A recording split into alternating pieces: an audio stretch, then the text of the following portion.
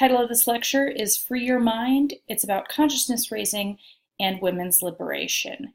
And consciousness raising is a strategy by women to turn, and something that's applicable to men, to turn everyday experiences into theory, into something that we call feminism, into a basis for collective action. And I want to give you an idea of what I mean. Pre-liberation, one of the ways that women's issues would frequently be dismissed was as personal problems. If your husband is violent with you, that is one of your personal problems. If he's unreasonable, that's your personal problem. If you are sexually harassed at work, that's a personal problem. Go find another job. And I think for a long time, people really did buy into that. John Stuart Mill said, though women do not complain of the power of husbands, each complains of her own husband or of the husbands of her friends. It is the same in all other cases of servitude, at least in the commencement of the emancipatory movement. The serfs did not at first complain of the power of their lords, but only of their tyranny.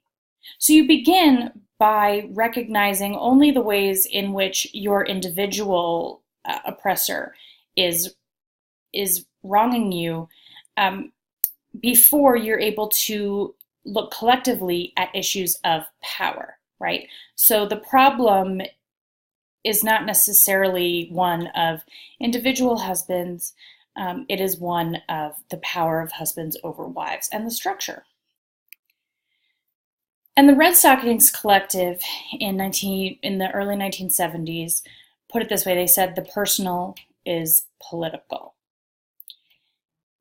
We're not going to accept that domestic violence is just a personal problem. We're not going to accept that women's issues are just a personal issue and not a real political issue. Personal issues are political, and our personal problems, once we realize that they are shared by everybody, can become the basis for politics. And there's this idea in both socialism and in feminism that sort of pre-liberation, before one is ready for revolutionary action, that they have a limited or distorted view of society that encourages maintenance of the current system. For example, a worker who believed that they needed to work really hard for the benefit of the company and that they would eventually advance would be guilty under Marxism of false consciousness. That is something that actually aids in maintaining the current system, in maintaining the power of the elites over the workers. And so for Marxism, false consciousness explains why the working class supports capitalism, why people continue to work at these low-wage jobs, why they don't revolt, because they have a false consciousness that is implanted in them by the people in power. And feminism, particularly radical feminism in the 1970s, used false consciousness in the same way to explain why women support patriarchy. And so I'll tell you a little story. My grandmother, when she was alive, always lamented the fact that she had 7 granddaughters and no grandsons because there was no one to carry on the family name. And I repeatedly pointed out to her that this wasn't even her family name. This was a name she wasn't born with. Brunner was my grandfather's name. And she still just felt this sadness that there weren't going to be any male heirs. And I really, I still to this day think that I could attribute that to a kind of false consciousness on her part. On the other hand, the accusation of false consciousness can be used among feminism in order to gatekeep what counts as feminism. And so when third wave feminists, which is sort of where I fit in, were coming up and learning about feminist activism from second wave feminists, who are the generation that spearheaded the 1968 to 1982 movement, The younger feminists at the time were concerned with the way that feminism was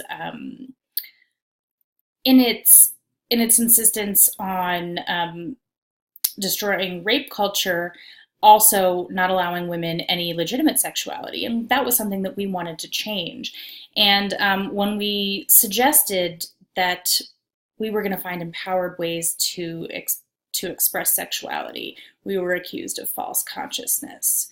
So this idea of false consciousness, I think, is very important, but also potentially divisive, right? If you accuse someone of false consciousness of the oppressor, you're also sort of, I don't know, writing off what they have to say. So it's an interesting concept to think about maybe where someone's genuine political beliefs come from, how much of that could be attributed to the oppressor, versus authentic to themselves and for their own needs. Just something to think about. And so, why consciousness raising? Well, consciousness raising is and I should tell you what it is. Consciousness raising is a process that that the first meetings in the women's liberation movement went through. They would sit in a circle and basically just talk about their own experiences and build from them. And it was based on the premise that most knowledge, whether establishment, so having to do with the government or existing social sciences, or even revolutionary, so Marxist, was based on male experience. And so the experiences of women are actually the building blocks of feminist theory.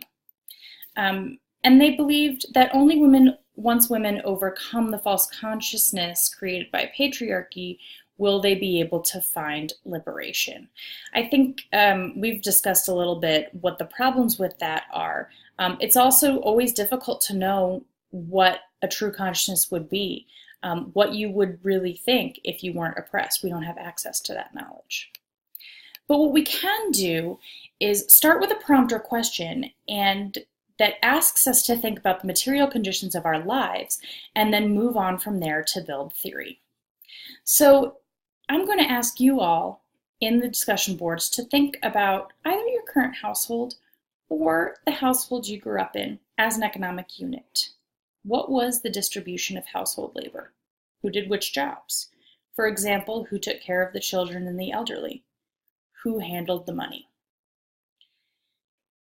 And I'm going to start by talking a little bit about my own household. It's always difficult for a professor to put themselves into a class, put their personal lives into a class, because you do open yourself up for critique, and you do show your students the ways in which you're not perfect and you're in fact a product of the social environment the way that they are. But I think it's important to do because this is consciousness raising. This is how we come to think about and build theory. And so in the house that I live in now, I would say that I still probably do the majority of the childcare, of the cooking, of the cleaning, and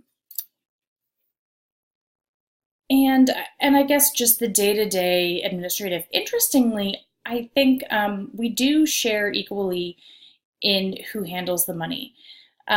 Where my husband and I fall apart is the fact that he works 80 or 90 hours a week. And so, it's difficult for me to know what our household division of labor would be like if we both worked equal hours. At the same time, part of the reason why professional jobs for men are 80 or 90 hours a week is that they assume that there's going to be a wife at home who is taking on all of these things. And then what happens when there's not? Well, I would say that we followed the pattern of probably most middle class people, in that where we have gaps, we hire out. So I do, as I said, I still think I do probably the majority of the cleaning and the childcare, but I have a nanny who comes 3 times a week to watch the baby while I go to work. And I also have a cleaning service that comes every other week. And neither of them are white men, right? So I have ended up kind of buying my way out of some of my domestic labor, and substituting with working class women, with women of color. My nanny is Native American, and the cleaning service person is African American. So so it's interesting to think about how representative what I'm doing is of the global division of labor. Now, why don't my husband and I just split it equally? A lot of reasons. I think one of the main things is just that we are caught in a larger system that we didn't necessarily create, and that we don't necessarily have control over. And part of the decision is simply economic. His job at 80 or 90 hours a week pays the bills, and my job as an assistant professor or as an adjunct professor does not. So we have to make those kinds of decisions. And I think that a lot of households are making the same kinds of decisions. So I look forward to you kind of processing that, and I hope that it's helpful for me to start out and model for you what kinds of the kind of sort of testimony that we're giving in order to build the theory. And I want to hear from you on how some of what we say might tie in with the readings and your responses. So I'm going to meet you on the discussion boards. Everyone's going to share their experiences in turn. And let's all look for clues and for ways that we can speak to the theories, speak to the readings, find things in common with each other, find things in common with other women, and start to look at solutions.